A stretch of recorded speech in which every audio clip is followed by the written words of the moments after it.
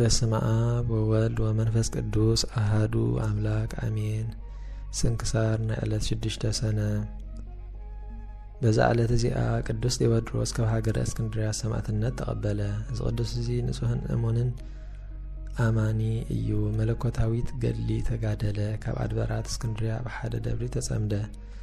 ቆስጠንጢኖስ ካልኣይ ወዲ ቆስጠንጢኖስ ዓቢ ገርግርዮስ ዝስሙ ኣርዮሳዊ ሊቀ ጳጳሳት ናብ ሃገረ እስክንድርያ ምስ ሰደደ ምስኡ ከዓ ብዙሓት ሰራዊት ለኣኸ። ንቅዱስ አትናቴዎስ ሓዋርያዊ ካብ መንበሩ ሰጉጎም ነቲ ከሓዲ ሊቀ ጳጳሳት ኣብ ሃገረ እስክንድርያ ኣቐመጥዎ። ብድሕሪዚ ኣብ ማእከል ደቂ እቲ ሃገርን ኣብ ማእከል ኣርዮሳውያንን ዓብዪ ባእሲ ተላዕለ። ናይዚ ኣርዮሳዊ ንጉስ ሰራዊት ካብ ሰብ ሃገር እስክንድርያ ብዙሓት ቀተሉ። ብገርግዮስ ዘይግብኦ ኣብ መንበር ማርቆስ ተቐሚጡ እንከሎ ብዛዕባ ቅዱስ ቴዎድሮስ ነገርዎ። ንሱ ንህዝቢ ኣርዮስ ከም ዝከራኸሮም ከም ዘሕፍሮምን ከም ዘሰንፎምን ንክሕደቶምን ከም ዘቃልዖም ነገርዎ። ነዚ ምስ ሰምዐ ሒዞም ክቐጽዕዎ ኣዘዘ። ከምቲ ዝኣዘዞም ከዓ ኣብኡ ኩሉ ፈጸሙ። ካብቲ ዘሳቀይዎ ስቃይ ግና ዋላ ሓንቲ ኣይተሰምዖን። ድሕሪዚ ኢደ እግሩ ኣሲሮም ኣብ ጭራ ፈጣናት ኣፍራስ ክሰቕልዎ፣ ነቶም ኣፍራስ ከዓ ብዘይ ልጓም ኣብ ቅርዓት ናይቲ ዓዲ ከጓይዎም ኣዘዘ። በቲ ግዜቲ ከምኡ ምስ ገበርዎ ኩሉ ኣካላቱ ተፈላለየ። ርእሱ በብምታር ተቆራረጸ። ነፍሱ ናብ ኢድ እግዚኣብሔር ኣማዕቆበ። ሰማዕትነት ከዓ ተቐበለ።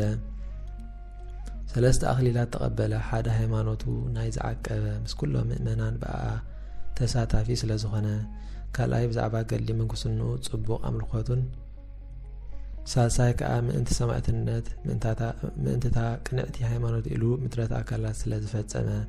ብድሕሪዚ እቶም ምእመናን ዝተቆራረጸ ኣካላቱ ኣኻኺቦም ብዓብዪ ክብሪ ኣብ ሳንዱቕ ኣንበርዎ። በዛ ዕለት እዚኣ በዓል ገበሩሉ።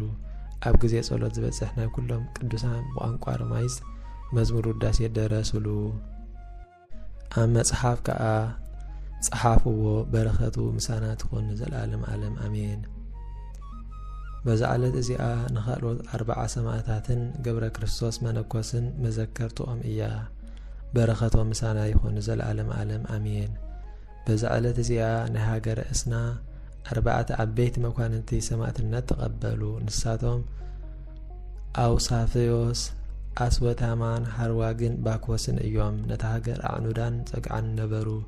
ንድኻታትን ንመሳኪንን ብዙሕ ምጽዋት ይህቡ ነበሩ። ኣርያኖስ መኮንን ናብቲ ዓዲ ምስ ተመልሰ እዞም ቅዱሳን እዚኦም ተቐበልዎ።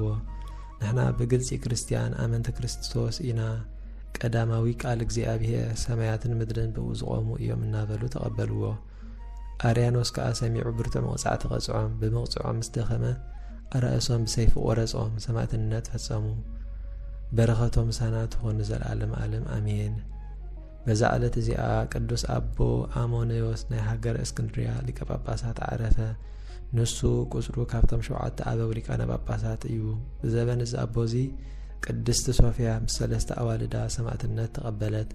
መጓሲኡ ብጽቡቕ ሓለዋ ሓለወ። ንእግዚኣብሔር ከዓ ባህ ኣበሎ። ኣብ መንበር ስመቱ 13 ዓመት ምስ ገበረ ብሰላም ኣዕረፈ። እግዚአብሔር ብጸሎቱ ይምሓረና ንዘለዓለም ዓለም አሜን። ስብሐት ለአብ ወወልድ ወመንፈስ ቅዱስ እምቅድመ ዓለም ይእዜኒ ወዘልፈኒ ለዓለም ዓለም